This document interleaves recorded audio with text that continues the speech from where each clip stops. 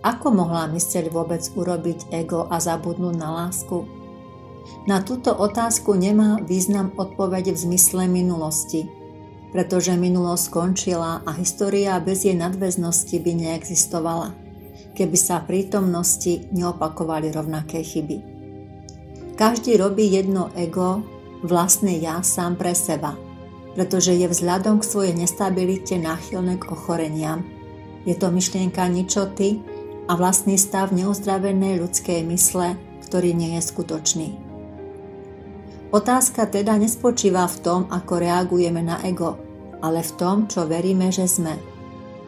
Viera je postojom ega. Pokiaľ budeme svoj pôvod budovať na viere a nie na vzťahu, budeme ho posudzovať z pohľadu neuzdravenej mysle, bez púdu seba záchovy a ublíženia, k dosiahnutiu jediného cieľa, smrti. Ego dáva len preto, že verí, že dostane niečo lepšie, dáva, aby získalo. Je to jeho nepopierateľný zákon.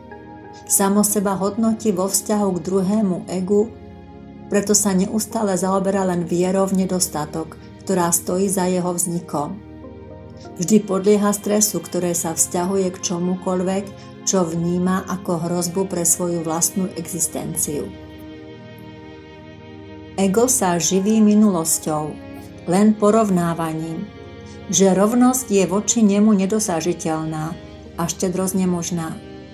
Nikdy nedáva z nadbytku, pretože vzniklo ako náhražka zdravého rozumu. Vo svojej predstave považuje telo za svoj domov a snaží sa jeho prostredníctvom nájsť uspokojenie. Verí, že je úplne samostatné. Týmto sa jedná o tak hrozostrašný stav, že sa obracia k iným egám a pokúša sa s nimi spojiť o stotožnenie, alebo na ne v rovnakej snahe útočiť. Duch nemá vedomie o egu, lebo je stvorený Bohom. Božie stvorenia nevytvárajú mýty, ktorých charakteristika je založená na dobru a zlu. Mýty sú spojené s kúzlami, ktoré si ego pripisuje. Takzvaný boj o prežitie je iba pojem ega. Je stotožňovaný s fyzickým narodením a zastáva presvedčenie, že existovalo už pred týmto okamžikom v čase. Viac nábožensky zamerané ego verí, že duša bude za tento prechod potrestaná. Spása sa však netýka ducha, pretože je naveky v stave milosti a teda nepotrebuje byť zachránený. Spása nie je nič iné než správne zmýšľanie, správne vnímanie bez útoku. A keďže ego bez útoku a odsúdenia neprežije, dôjde k jeho zániku.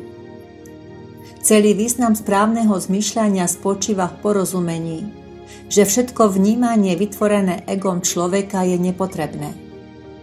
Preto porozumieť tomu, čo skutočne znamená Božie kráľovstvo je v nás, je pre ego veľmi ťažké a nezrozumiteľné. Ego a duch nikdy nebudú spolutvorcami jednoty. Tí, ktorí sa stotožňujú s egom, neveria, že ich Boh miluje. Neľúbia to, čo vytvorili, a to naopak neľúbi ich. Nemajú predstavu o skutočnom vzťahu, ktorý je medzi Bohom a jeho stvorením. Oslabovanie myšlienok ega je veľmi bolestivé a z tohto dôvodu ego nikdy neprežilo inú lásku než rozpoltenú. Ktorou je dodnes všetká láska na tomto svete a preto je ten pravý význam lásky pre nás doposiaľ nepochopiteľný. Jediná pravda skutočného života je, že Božie kráľovstvo sme my. V tom je celé posolstvo jednoty nášho ducha. Lásky bez rozporu, dokonale chránené a ego nad ním nikdy nezvíťazí.